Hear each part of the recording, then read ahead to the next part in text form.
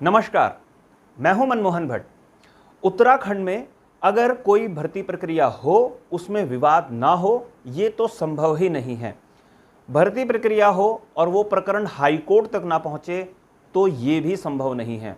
और high court की फटकार पड़े और राज्य सरकार को कोई फैसला करना पड़े, ये भी कोई आश्चर्य की बात नहीं है। ऐसे तमाम उदाहरण हम पिछले कई वर्षों में नहीं बल्कि दशकों से देखते आ रहे हैं, उत्तराखंड के संदर्भ में तो खास तौर से। अब मामला है शिक्षा विभाग का। डीएलएड, इसको मान्यता दी जाए या नहीं दी जाए, इसको लेकर राज्य सरकार असमंजस में रही। 2020-21 में करीब 2,500-3 हजार पदों पर नियुक्तियां की जानी थी। प्राथमिक विद्यालयों में ये नियुक्तियां की जानी थी और डीएलएड को अनिवार्य तौर पर शामिल किया जाना था। मतलब डीएलएड का सर्टिफिकेट जिनके पास है, जिन्होंने वो कोर्स किया हुआ है, उन्हें ही परीक्षा में शामिल किया जाना था। NIOS, national institute of open school, यहां से भी कई अभ्यर्थियों ने डीएलएड की सर्टिफिकेट हासिल किया है, यह डिप्लोमा जिसको कह सकते हैं वो हासिल किया हुआ है। राज्य सरकार को कई जगह से मालूम चला कि NIOS से जिन्होंने डिप्लोमा लिया हुआ है या सर्टिफिकेट जिनके पास है, उन्हें परीक्षा में बैठने के लिए मानव संसाधन विकास मंत्रालय यानी शिक्षा मंत्रालय भारत सरकार की सहमति मिली हुई है, उनकी तरफ से अनुमति है। इसके बाद राज्य सरकार ने एक आदेश जारी कर दिया और अभ्यर्थियों को बैठने का आदेश दे दिया परीक्षा में, जिन्होंने NIOS से अपना डिप्लोमा या सर्टिफिकेट लिया हुआ है। इसके बाद परीक्षा का आयोजन हो जाता है, लेकिन राज्य सरकार उसके ठीक 1 महीने बाद ही NIOS से डिप्लोमा किए हुए छात्र छात्राओं को एक झटका दे देती है और अपने पूर्व के आदेश को रद्द कर देती है। लेकिन जब इस तरीके की प्रक्रिया होती है तो हम सबको मालूम है कि कोई ना कोई पक्ष प्रभावित होता है और जो पीड़ित पक्ष होता है वो न्याय की गुहार लगाता है नैनीताल हाई कोर्ट में। ये तमाम अभ्यर्थी भी एक गुट बनाकर नैनीताल हाई कोर्ट में पहुंच गए। नैनीताल हाई कोर्ट ने अब जाकर इस पर स्पष्ट फैसला दिया है और उन्होंने कहा है कि NIOS से जिन्होंने डिप्लोमा लिया है, डीएलएड जिसको कहते हैं वो किया हुआ है, उनको शामिल किया जाए। इस बीच परीक्षा हो गई थी, मेरिट लिस्ट जारी हो गई थी और NIOS से डिप्लोमा हासिल किए हुए अभ्यर्थियों को कंसीडर नहीं किया गया था।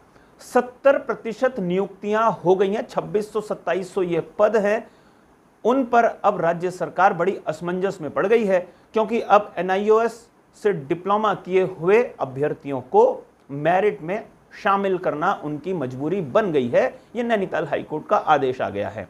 अगर राज्य सरकार ने यह बात मान ली तो जिन लोगों का नाम पहले लिस्ट में आ चुका है, उनमें से बहुत सारे लोग बाहर हो जाएंगे। राज्य सरकार 70% से ज्यादा शिक्षकों की नियुक्ति कर चुकी है, यह भी अपने आप में एक बड़ा तथ्य है। अब राज्य सरकार के सामने 2 विकल्प हैं। पहला, वो NIOS से डिप्लोमा किए हुए अभ्यर्थियों को मेरिट लिस्ट में शामिल करे, यानी जिन अभ्यर्थियों का सिलेक्शन हो चुका है उनमें से बहुत सारे लोगों को बाहर जाना पड़ेगा। और दूसरा, राज्य सरकार नैनीताल हाई कोर्ट के फैसले को सुप्रीम कोर्ट में या तो चुनौती दे या हाई कोर्ट में ही दूसरी बेंच के सामने इसको रखने की बात करे, बड़ी बेंच के सामने, और पुनर्विचार याचिका जिसे कहा जाता है वो दाखिल करे। अब देखना यह है कि राज्य सरकार किस तरीके का रुख अपनाती है। और एक बात यहां पर सबसे ज्यादा महत्वपूर्ण है कि जो भर्ती प्रक्रिया होती है उसके तमाम नियम कायदे पहले क्यों नहीं बना लिए जाते, और ऐसा अगर होता तो शायद इतनी मुश्किलें नहीं आती। और दूसरा, कोई भी भर्ती प्रक्रिया अगर की जाती है तो उसमें इतना लंबा समय क्यों लगता है। अगर जल्दी जल्दी भर्ती प्रक्रिया होती, जो उसकी पूरी प्रक्रिया है, तो विवाद थोड़ा शायद कम होता।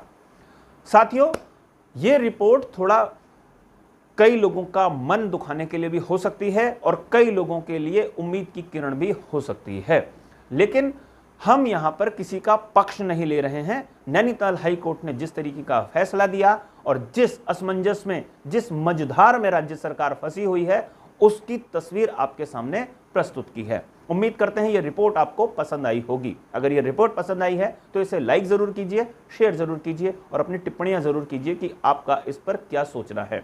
साथ साथ आपसे एक और विशेष आग्रह है, ये चैनल अगर आपने सब्सक्राइब अभी तक नहीं किया है तो इस चैनल को भी सब्सक्राइब आप जरूर कर लीजिए। नमस्कार।